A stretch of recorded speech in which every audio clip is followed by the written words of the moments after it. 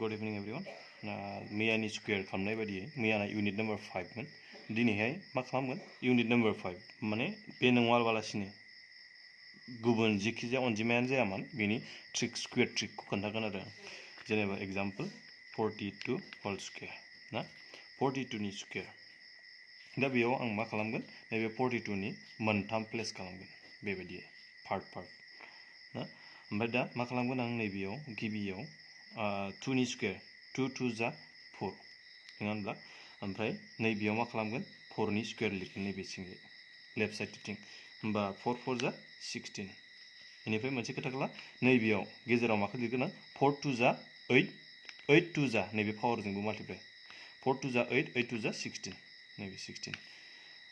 ओमफ्राय गोसोआव ला नैबे 1 बेयाव डाबल नाम्बार फैनाङा सिंगल नाम्बार फैनांगोन जुदि नैबे 2 डिजिटब्ला ओमफ्राय बेखौ जोङो नैबे 1 खौ नैबेजों प्लास खालामनांगोन होनबा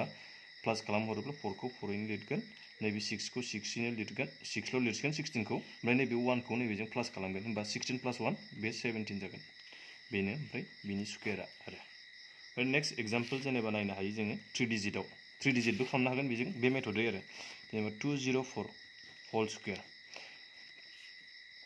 बेयावबो सेम फर्मुला सेम टेकनिक नैबे मोनथाम खालामगोन नै 4 माने बेखौ आं 2 डिजिट हिसाबै लागोन आरो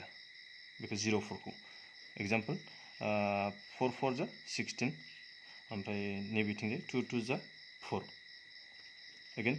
2 4 जा 8 8 2 जा यावबो 16 बे 1 आ सिगांनि बायदि नैबेयाव प्लास जाफैगोन आरो सरि नैबे बिनिया नैबे 16 आ 16 थागोन बिनिया 4 16 16 बेनो बेनि स्क्वायर माने 3 डिजिटआव नैबे सेम बिदिनो थायो एग्जांपल मोनसे नायबावनो हागोन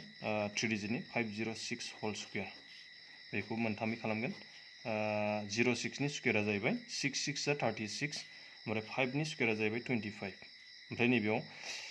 5 6 आ 30 32 जा 60 होमबा दा 25 60 36 बेनो बिनि स्क्वायरआ आरो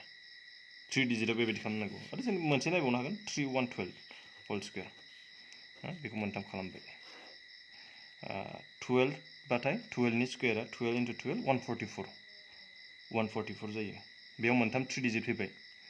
ओमफ्राय नैबेयाव 3 3 जा 9 फैबाय ओमफ्राय 12 3 जा होमबा 6 36 2 जा 6 7 72 गोसोआव ला नैबेयो 2 डिजिटल' जानांगौ जेब्ला 3 डिजिट फैयो बेखौ नैबेजों प्लास खालामदेरनांगोन प्लास देरोबा 4 4 72 + 1 73 9 9 फैगोन होमबा बेनि एन्सार आरो बेयो माने नैबेखौल' गोसोआव लानांगौ बे 3 डिजिट बाथाय बेयो नैबेजों केरि जागोन दाजाबफैनांगोन बिथिंजाय जुदि 2 डिजिट बाथाय बेयो बेनो थागोन थेंक इउ